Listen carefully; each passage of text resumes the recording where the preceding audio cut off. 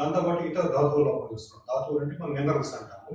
ఉదాహరణకి vitamin D కానీ, vitamins కానీ, లోహాలు కానీ వీటి లోపాలు జరుగుతుంటాయి.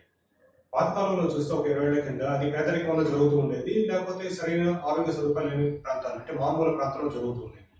కానీ ఆశ్చర్యకరమైన విషయం ఏంటంటే పట్టణీకరణ అంటే అర్బనైజేషన్ జరిగిన తర్వాత కూడా ఇలాంటి ధాతు లోపం చూస్తున్నాం. అంటే సమతుల్య ఆహారం తీసుకోకుండా పిల్లల్లో చాలా సఫర్ అవుతున్నారు. ఉదాహరణకి వాళ్ళు స్కూల్కి వెళ్తారు, కాలేజీకి వెళ్తారు, తిరిగి వచ్చేటప్పటికి ఇంటికి వచ్చేటప్పటికి వాళ్ళు వెంటనే తినడానికి కావాలి.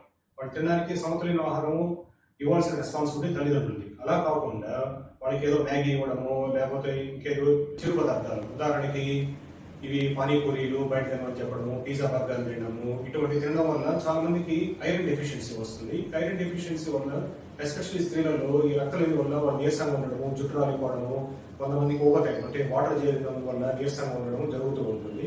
కొంతమందికి మోకాళ్ళ నొప్పులు, అరికాళ్ళ నొప్పులు, కూర్చొని నిలబడడానికి కూడా కొంతమందికి సపోర్ట్ తీసుకుంటే కానీ లేవలేకపోతున్నారు అనమాట. సో ఇదంతా మనము మన స్వయంకృతాపరాధాన్ని గ్రహించుకోవాలి.